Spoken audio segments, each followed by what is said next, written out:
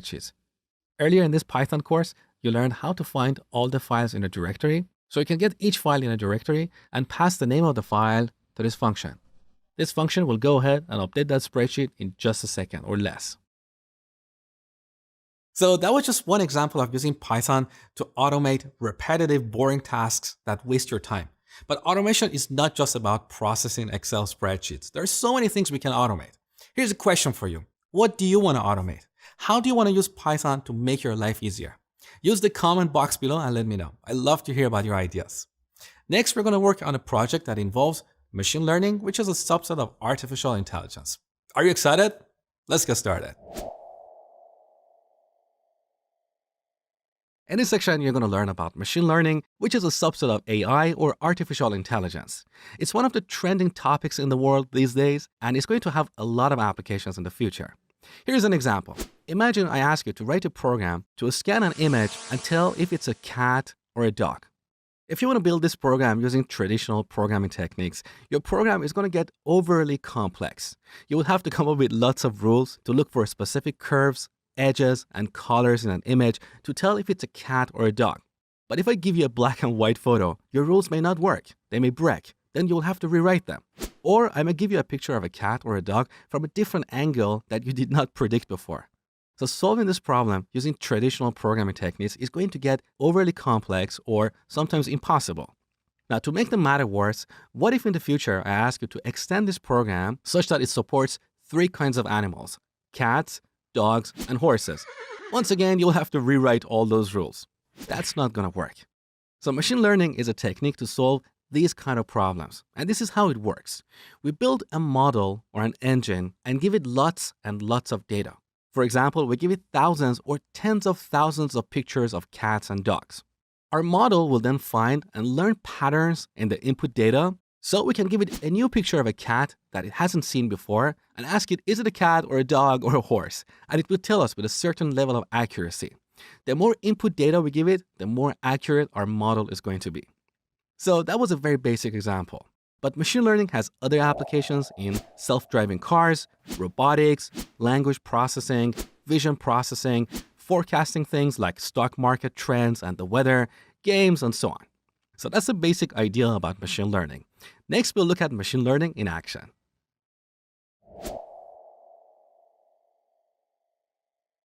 A machine learning project involves a number of steps. The first step is to import our data, which often comes in the form of a CSV file. You might have a database with lots of data. We can simply export that data and store it in a CSV file for the purpose of our machine learning project. So we import our data. Next, we need to clean it. And this involves tasks such as removing duplicated data. If you have duplicates in the data, we don't want to feed this to our model, because otherwise our model will learn bad patterns in the data and it will produce the wrong result. So we should make sure that our input data is in a good and clean shape. If there are data that is irrelevant, we should remove them. If they're duplicated or incomplete, we can remove or modify them. If our data is text-based, like the name of countries or genres of music or cats and dogs, we need to convert them to numerical values. So this step really depends on the kind of data we are working with. Every project is different. Now that we have a clean data set, we need to split it into 2 segments. One for training our model and the other for testing it, to make sure that our model produces the right result. For example, if you have 1,000 pictures of cats and dogs, we can reserve 80% for training and the other 20% for testing. The next step is to create a model, and this involves selecting an algorithm to analyze the data. There are so many different machine learning algorithms out there, such as decision trees, neural networks, and so on. Each algorithm has pros and cons in terms of accuracy and performance. So the algorithm you choose depends on the kind of problem you're trying to solve and your input data. Now, the good news is that we don't have to explicitly program an algorithm. There are libraries out there that provide these algorithms. One of the most popular ones, which we're going to look at in this tutorial, is scikit-learn. So we build a model using an algorithm. Next, we need to train our model. So we feed it our training data.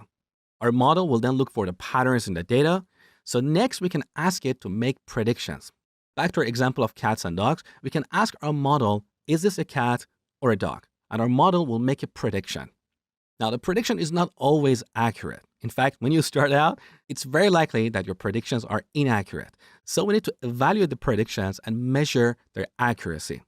Then we need to get back to our model and either select a different algorithm that is going to produce a more accurate result for the kind of problem we're trying to solve, or fine-tune the parameters of our model. So each algorithm has parameters that we can modify to optimize the accuracy. So these are the high-level steps that you follow in a machine learning project. Next, we'll look at the libraries and tools for machine learning.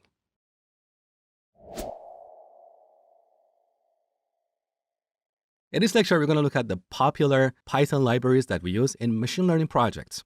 The first one is NumPy, which provides a multi-dimensional array. Very, very popular library. The second one is Pandas, which is a data analysis library that provides a concept called data frame. A data frame is a two-dimensional data structure similar to an Excel spreadsheet.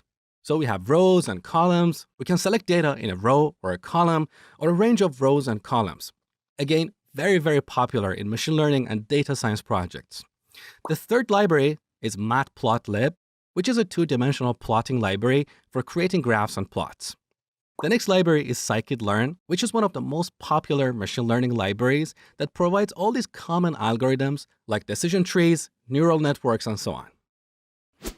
Now, when working with machine learning projects, we use an environment called Jupyter for writing our code. Technically, we can still use VS Code or any other code editors, but these editors are not ideal for machine learning projects because we frequently need to inspect the data, and that is really hard in environments like VS Code and Terminal. If you're working with a table of 10 or 20 columns, visualizing this data in a terminal window is really, really difficult and messy. So that's why we use Jupyter. It makes it really easy to inspect our data. Now, to install Jupyter, we're going to use a platform called Anaconda.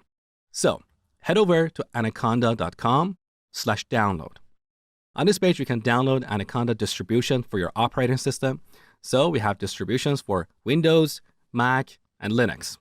So let's go ahead and install Anaconda for Python 3.7.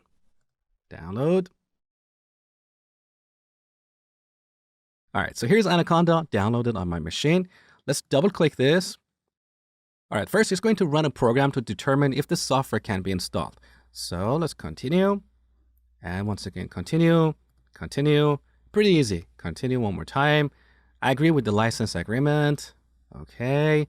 You can use the default installation location, so don't worry about that. Just click install. Give it a few seconds. Now, the beautiful thing about Anaconda is that it will install Jupyter, as well as all those popular data science libraries like NumPy, Pandas, and so on. So we don't have to manually install this using pip. All right, now as part of the next step, Anaconda is suggesting to install Microsoft VS Code. We already have this on our machine, so we don't have to install it. We can go with continue and close the installation. Now, finally, we can move this to trash because we don't need this installer in the future. All right, now open up a terminal window and type Jupyter with a Y space notebook. This will start the notebook server on your machine. So enter. There you go. This will start the notebook server on your machine. You can see these default messages here. Don't worry about them. Now it automatically opens a browser window pointing to localhost port 8888. This is what we call Jupyter dashboard. On this dashboard, we have a few tabs. The first tab is the Files tab, and by default, this points to your home directory. So every user on your machine has a home directory. This is my home directory on Mac. You can see here we have a desktop folder as well as documents, downloads, and so on. On your machine, you're going to see different folders. So somewhere on your machine, you need to create a Jupyter notebook. I'm going to go to desktop. Here's my desktop. I don't have anything here. And then click New. I want to create a notebook for Python 3. In this notebook, we can write Python code and execute it line by line. We can easily visualize our data, as you will see over the next few videos. So let's go ahead with this. All right, here's our first notebook. You can see by default, it's called Untitled. Let's change that to Hello World. So this is going to be the hello world of our machine learning project. Let's rename this. Now, if you look at your desktop, you can see this file, helloworld.ipynb. This is a Jupyter notebook. It's kind of similar to our Py files where we write our Python code, but it includes additional data that Jupyter uses to execute our code. So back to our notebook, let's do a print hello world. And then click this run button here. And here's the result printed in Jupyter. So we don't have to navigate back and forth between the terminal window. We can see all the result right here. Next, I'm going to show you how to load a dataset from a CSV file in Jupyter.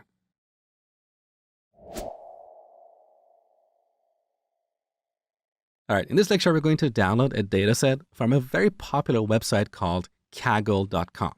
Kaggle is basically a place to do data science projects. So the first thing you need to do is to create an account. You can sign up with Facebook, Google, or using a custom email and password.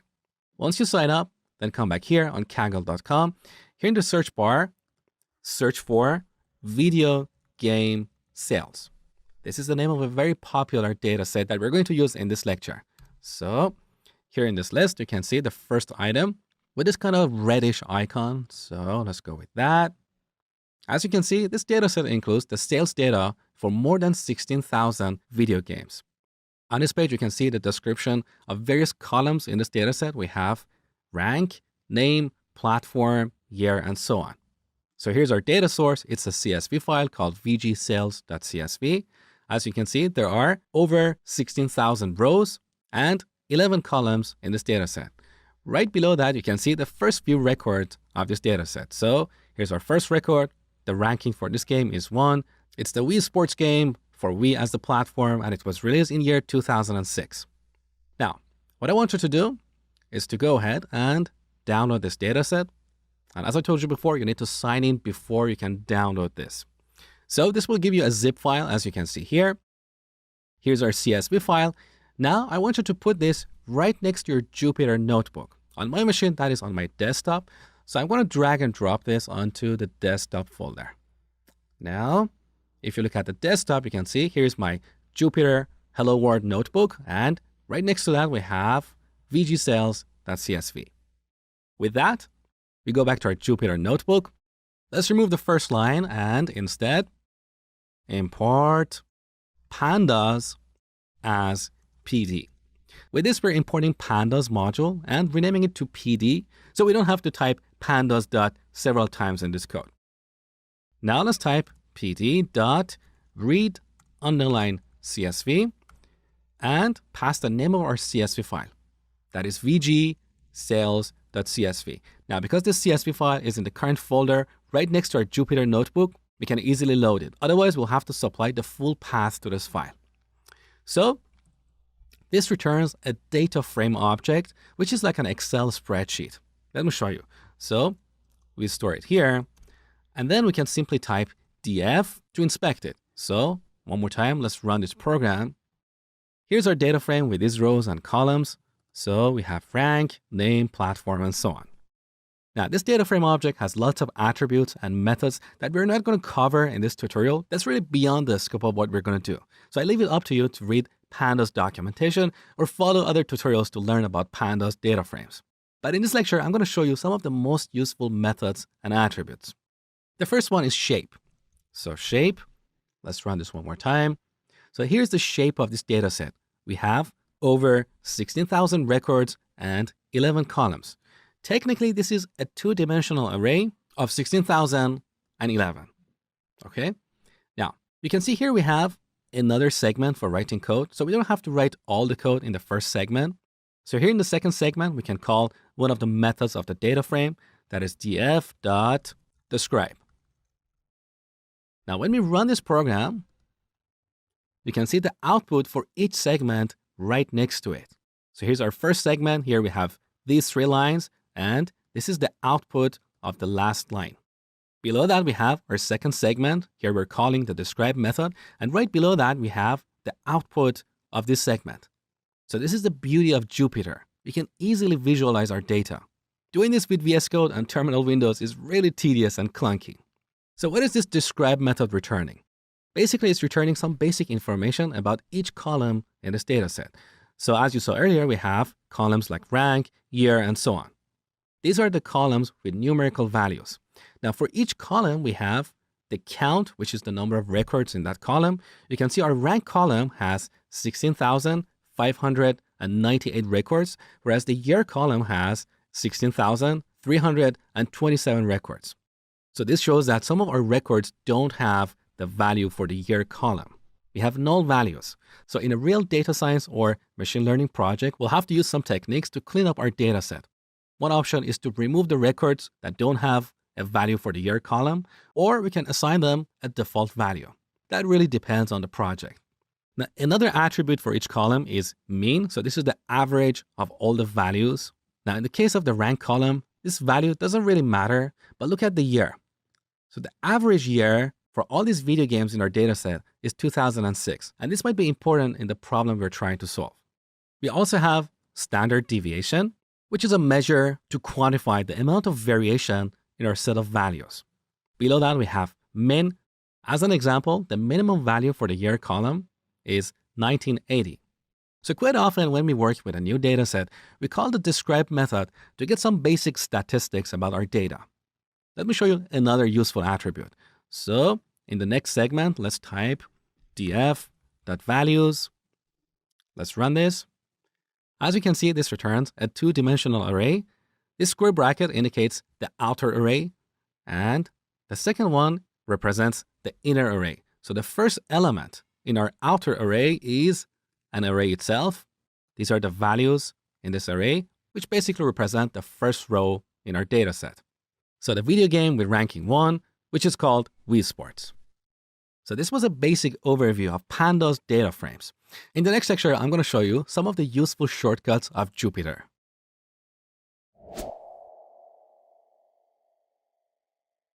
In this lecture, I'm going to show you some of the most useful shortcuts in Jupyter. Now, the first thing I want you to pay attention to is this green bar on the left. This indicates that this cell is currently in the edit mode, so we can write code here. Now, if we press the escape key, green turns to blue, and that means this cell is currently in the command mode. So basically, the activated cell can be either in the edit mode or the command mode. Depending on the mode, we have different shortcuts. So here we're currently in the command mode. If we press H, we can see the list of all the keyboard shortcuts. Right above this list, you can see macOS modifier keys. These are the extra keys that we have on a Mac keyboard. If you're a Windows user, you're not going to see this. So as an example, here is the shape of the command key.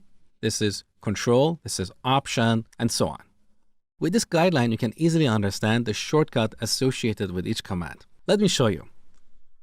So here we have all the commands when a cell is in the command mode. For example, we have this command, open the command palette. This is exactly like the command palette that we have in VS Code. Here's a shortcut to execute this command. That is Command, Shift, and F. Okay, so here we have lots of shortcuts. Of course, you're not going to use all of them all the time, but it's good to have a quick look here to see what is available for you. With these shortcuts, you can write code much faster. So let me show you some of the most useful ones. I'm going to close this. Now, with our first cell in the command mode, I'm going to press B, and this inserts a new cell below this cell. We can also go back to our first cell, press Escape. Now the cell is in the command mode. We can insert an empty cell above this cell by pressing A. So either A or B. A for above and B for below, okay? Now, if you don't want this cell, you can press D twice to delete it, like this. Now, in this cell, I'm going to print a hello world message. So, print hello world. Now, to run the code in this cell, we can click on the run button here. So, here's our print function, and right below that, you can see the output of this function.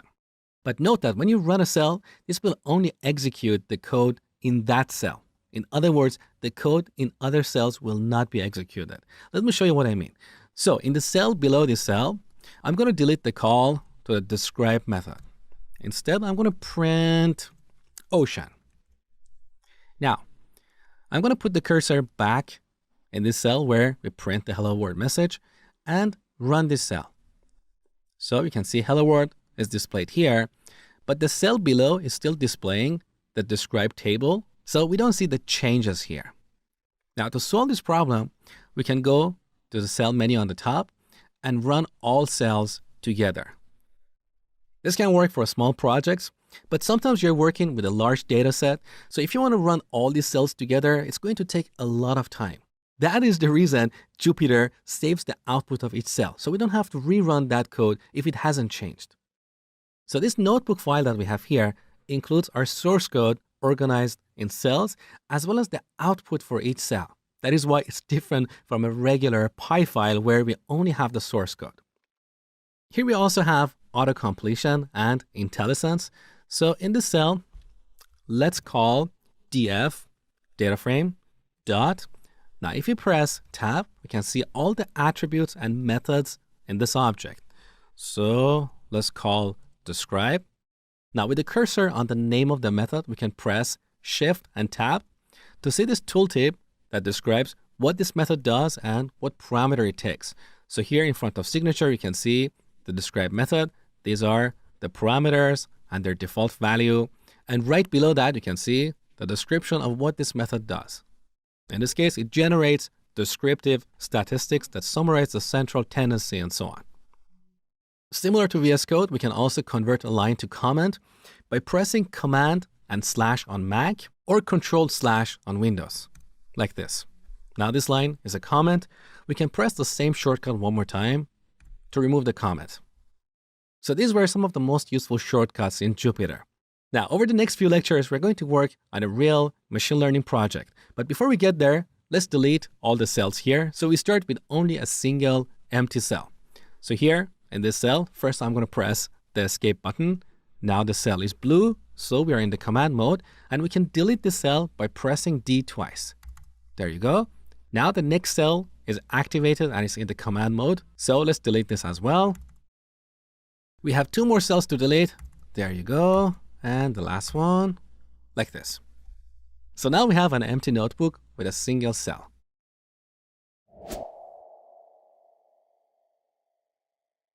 Over the next few lectures, we're going to work on a real machine learning project. Imagine we have an online music store.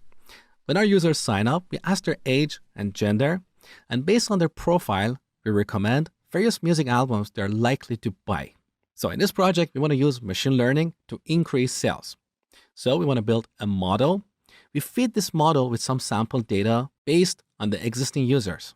Our model will learn the patterns in our data, so we can ask it to make predictions. When a new user signs up, we tell our model, hey, we have a new user with this profile. What is the kind of music that this user is interested in? Our model will say jazz or hip hop or whatever. And based on that, we can make suggestions to the user. So this is the problem we're going to solve. Now back to the list of steps in a machine learning project. First, we need to import our data. Then we should prepare or clean it. Next, we select a machine learning algorithm to build a model. We train our model and ask it to make predictions.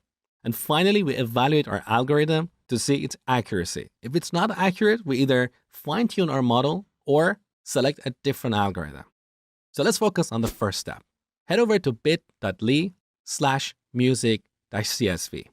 This is a very basic CSV that I've created for this project. It's just some random made-up data. It's not real. So we have a table with 3 columns: age, gender, and genre. Gender can either be 1, which represents a male, or 0, which represents a female. Here I'm making a few assumptions. I'm assuming that men between 20 and 25 like hip-hop, men between 26 and 30 like jazz, and after the age of 30, they like classical music. For women, I'm assuming that if they're between 20 and 25, they like dance music. If they're between 26 and 30, they like acoustic music. And just like men, after the age of 30, they like classical music. Once again, this is a made-up pattern. It's not the representation of the reality. So let's go ahead and download this CSV. Click on this ... icon here and download this file. In my downloads folder, here we have this music.csv. I'm going to drag and drop this onto desktop because that's where I've stored this Hello World notebook. So I want you to put the CSV file right next to your Jupyter notebook. Now back to our notebook, we need to read this CSV file. So just like before, first we need to import the pandas module. So import pandas as PD. And then we'll call pd.read_CSV. And the name of our file is music.csv. As you saw earlier, this returns a data frame, which is a two-dimensional array similar to an Excel spreadsheet. So let's call that music_data. Now let's inspect this music_data to make sure we loaded everything properly. So run. So here's our data frame. Beautiful. Next, we need to prepare or clean the data. And that's the topic for the next lecture.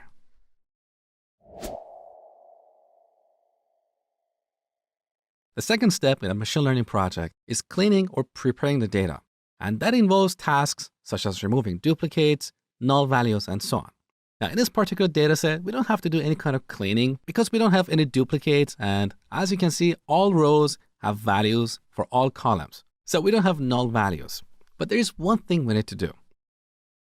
We should split this data set into two separate data sets. One with the first two columns, which we refer to as the input set, and the other with the last column, which we refer to as the output set. So when we train a model, we give it two separate data sets, the input set and the output set. The output set, which is in this case the genre column, contains the predictions. So we're telling our model that if we have a user who is 20 years old and is a male, they like hip hop. Once we train our model, then we give it a new input set. For example, we say, hey, we have a new user who is 21 years old and is a male. What is the genre of the music that this user probably likes? As you can see, in our input set, we don't have a sample for a 21-year-old male. So we're going to ask our model to predict that. That is the reason we need to split this data set into two separate sets, input and output. So back to our code. This data frame object has a method called drop. Now, if you put the cursor on the method name and press Shift and Tab, you can see this tooltip. So this is the signature of this drop method. These are the parameters that we can pass here. The parameter we're going to use in this lecture is columns, which is set to none by default. With this parameter, we can specify the columns we want to drop. So in this case, we set columns to an array with one string, genre. Now, this method doesn't actually modify the original data set. In fact, it would create a new data set, but without this column.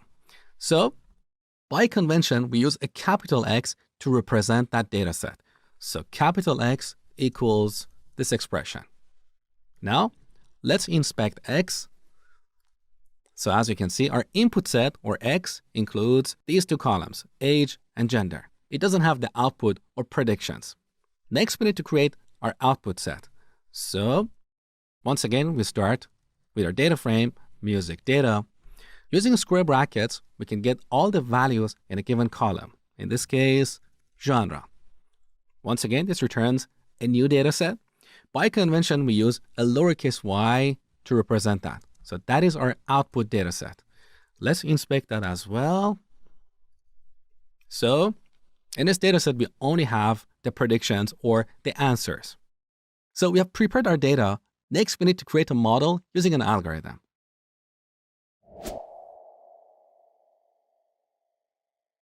The next step is to build a model using a machine learning algorithm. There's so many algorithms out there, and each algorithm has its pros and cons in terms of the performance and accuracy. In this lecture, we're going to use a very simple algorithm called decision tree. Now, the good news is that we don't have to explicitly program these algorithms. They're already implemented for us in a library called scikit-learn.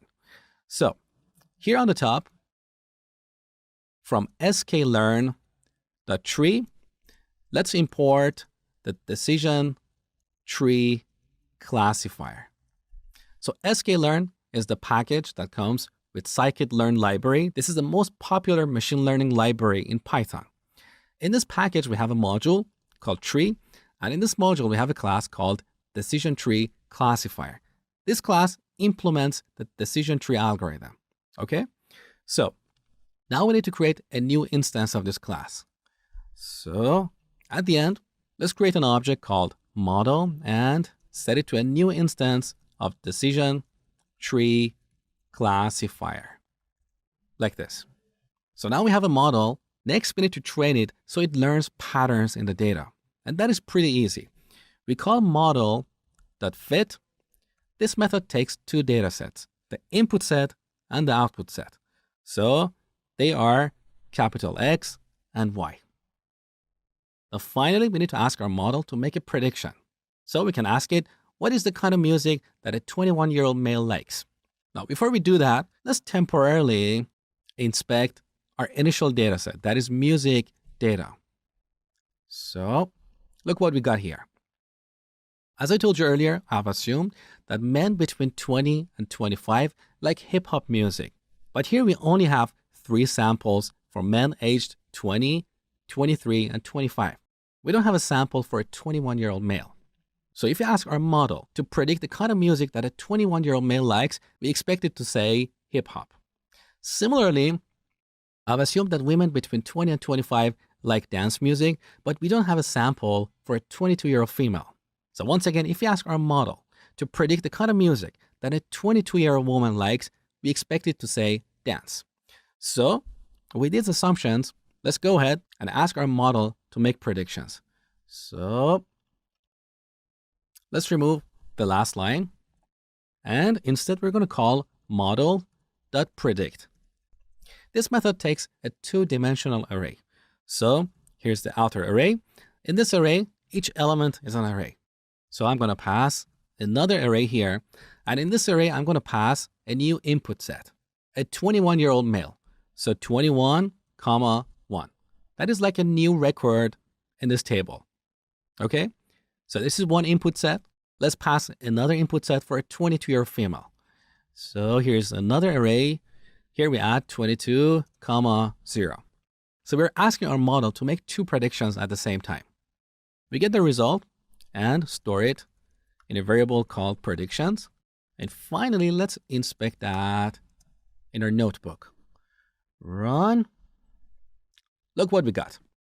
Our model is saying that a 21-year-old male likes hip-hop and a 22-year-old female likes dance music. So our model could successfully make predictions here. Beautiful. But wait a second. Building a model that makes predictions accurately is not always that easy. As I told you earlier, after we build a model, we need to measure its accuracy.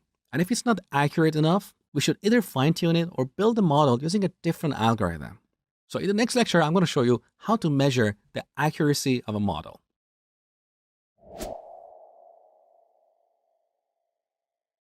In this lecture, I'm going to show you how to measure the accuracy of your models.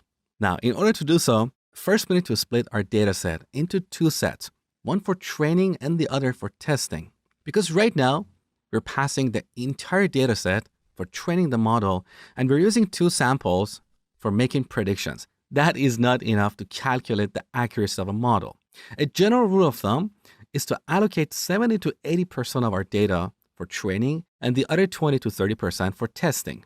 Then instead of passing only 2 samples for making predictions, we can pass the data set we have for testing, we'll get the predictions, and then we can compare these predictions with the actual values in the test set. Based on that, we can calculate the accuracy. That's really easy. All we have to do is to import a couple of functions and call them in this code. Let me show you. So first on the top, from sklearn.model_selection module, we import a function called train test split.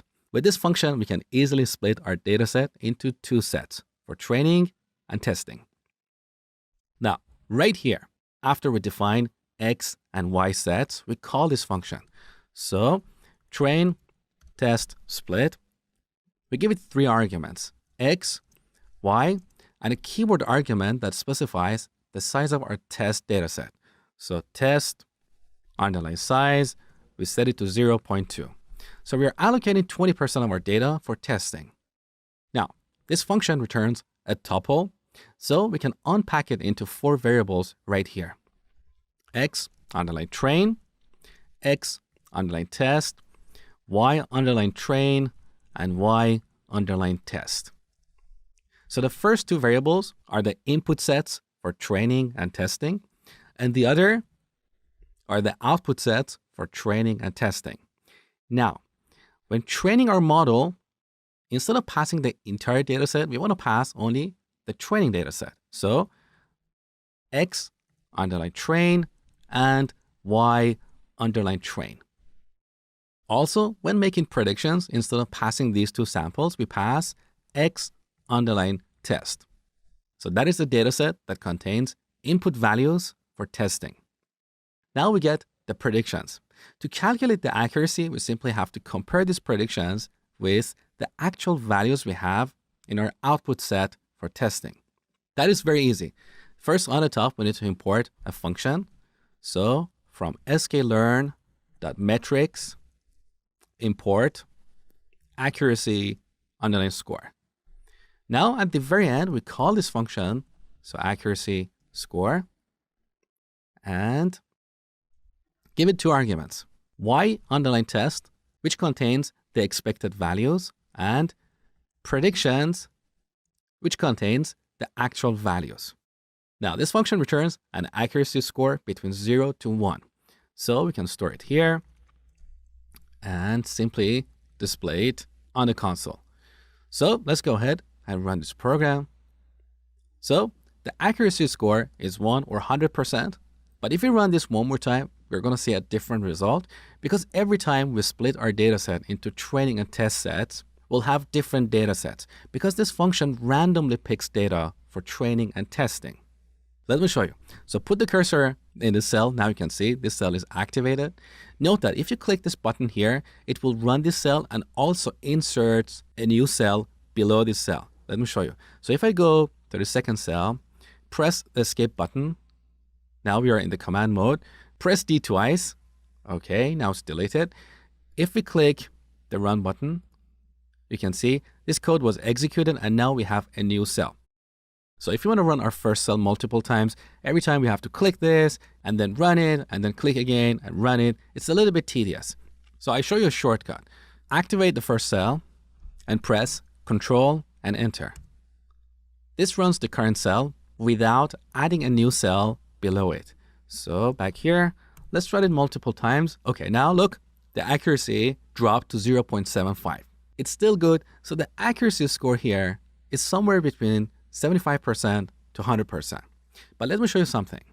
If I change the test size from 0.2 to 0.8, so essentially we're using only 20% of our data for training this model, and we're using the other 80% for testing. Now let's see what happens when we run this cell multiple times. So Control and Enter. Look, the accuracy immediately dropped to 0.4. One more time. Now 46%, 40%, 26%. It's really, really bad. The reason this is happening is because we are using very little data for training this model. This is one of the key concepts in machine learning. The more data we give to our model and the cleaner the data is, we get the better result. So if we have duplicates, irrelevant data, or incomplete values, our model will learn bad patterns in our data. That is why it's really important to clean our data before training our model. Now, let's change this back to 0.2. Run this one more time. Okay, now the accuracy is 1, 75%. Now it dropped to 50%. Again, the reason this is happening is because we don't have enough data. Some machine learning problems require thousands or even millions of samples to train a model.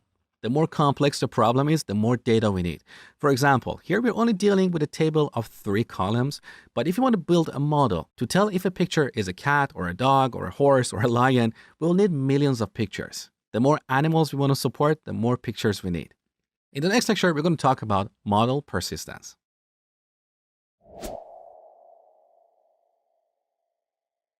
So this is a very basic implementation of building and training a model to make predictions. Now, to simplify things, I have removed all the code that we wrote in the last lecture for calculating the accuracy, because in this lecture, we're going to focus on a different topic. So basically, we import our data set, create a model, train it, and then ask it to make predictions.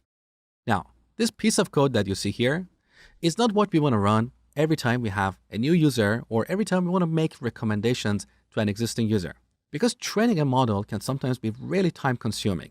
In this example, we're dealing with a very small data set that has only 20 records. But in real applications, we might have a data set with thousands or millions of samples. Training a model for that might take seconds, minutes, or even hours. So that is why model persistence is important. Once in a while, we build and train our model, and then we'll save it to a file. Now, next time we want to make predictions, we simply load the model from the file and ask it to make predictions. That model is already trained. We don't need to retrain it. It's like an intelligent person. So let me show you how to do this. It's very, very easy. On the top, from sklearn.externals module, we import joblib. This joblib object has methods for saving and loading models. So after we train our model, we simply call joblib.dump and give it two arguments, our model and the name of the file in which we want to store this model. Let's call that music-recommender.joblib. That's all we have to do. Now, temporarily, I'm going to comment out this line. We don't want to make any predictions. We just want to store our trained model in a file. So let's run this cell with control and slash. Okay, look, in the output, we have an array that contains the name of our model file. So this is the return value of the dump method. Now back to our desktop, right next to my notebook, you can see our joblib file. This is where our model is stored. It's simply a binary file. Now back to our Jupyter notebook. As I told you before, in a real application, we don't want to train a model every time. So let's comment out these few lines. So I've selected these few lines. On Mac, we can press Command and slash, and on Windows, Control slash. Okay, these lines are commented out. Now this time, instead of dumping our model, we're going to load it. So we call the load method. We don't have the model. We simply pass the name of our model file.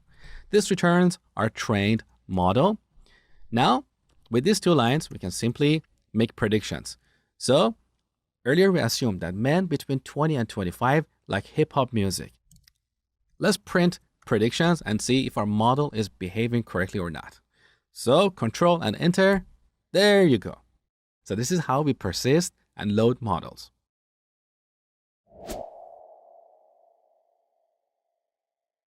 Earlier in this section, I told you that decision trees are the easiest to understand, and that's why we started machine learning with decision trees. In this section, we're going to export our model in a visual format, so you will see how this model makes predictions. That is really, really cool. Let me show you. So once again, I've simplified this code. So we simply import our dataset, create input and output sets, create a model, and train it. That's all we are doing. Now, I want you to follow along with me, type everything exactly as I show you in this lecture. Don't worry about what everything means. We're going to come back to it shortly. So on the top, from sklearn, import tree. This object has a method for exporting our decision tree in a graphical format. So after we train our model, let's call tree.export graph viz. Now here are a few arguments we need to pass. The first argument is our model. The second is the name of the output file. So here we're going to use keyword arguments because this method takes so many parameters, and we want to selectively pass keyword arguments without worrying about their order. So the parameter we're going to set is out_file. Let's set this to music-recommender.dot.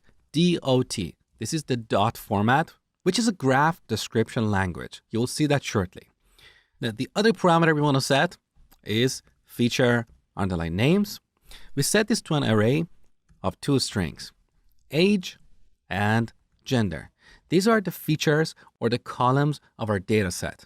So they are the properties or features of our data, okay? The other parameter is class names. So class_names. We should set this to the list of classes or labels we have in our output data set, like hip hop, jazz, classical, and so on. So this Y data set includes all the genres or all the classes of our data, but they're repeated a few times in this data set. So here we call y.unique. This returns the unique list of classes. Now we should sort this alphabetically. So we call the sorted function and pass the result of y.unique. The next parameter is label. We set this to a string. all. Once again, don't worry about the details of these parameters. We're going to come back to this shortly. So set label to all, then rounded to true, and finally filled to true. So this is the end result. Now let's run this cell using Control and Enter. Okay. Here we have a new file, music recommender dot. That's a little bit funny. So we want to open this file with VS Code. So drag and drop this into a VS Code window. Okay, here's the dot format. It's a textual language for describing graphs. Now to visualize this graph, we need to install an extension in VS Code.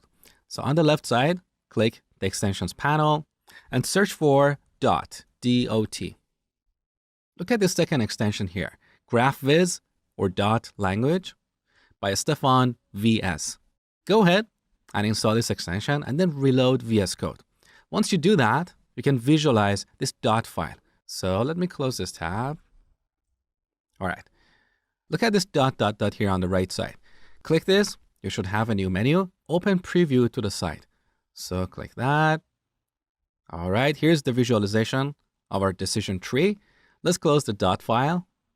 There you go. This is exactly how our model makes predictions. So we have this binary tree, which means every node can have a maximum of 2 children. On top of each node, we have a condition. If this condition is true, we go to the child node on the left side. Otherwise, we go to the child node on the right side. So let's see what's happening here.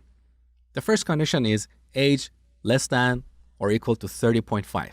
If this condition is false, that means that user is 30 years or older. So the genre of the music that they're interested in is classical. So here we're classifying people based on their profile.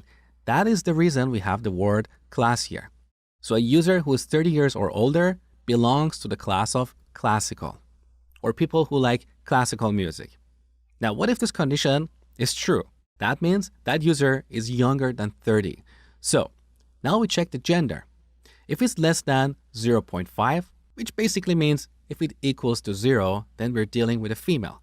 So we go to the child node here. Now, once again, we have another condition. So we're dealing with a female who is younger than 30. Once again, we need to check their age. So is the age less than 25.5? If that's the case, then that user likes dance music. Otherwise, they like acoustic music. So this is the decision tree that our model uses to make predictions. Now, if you're wondering why we have these floating point numbers like 25.5, these are basically the rules that our model generates based on the patterns that it finds in our data set. As we give our model more data, these rules will change, so they're not always the same. Also, the more columns or more features we have, our decision tree is going to get more complex. Currently, we have only 2 features, age and gender. Now back to our code, let me quickly explain the meaning of all these parameters. We set filled to true, so each box or each node is filled with a color. We set rounded to true, so they have rounded corners. We set label to all.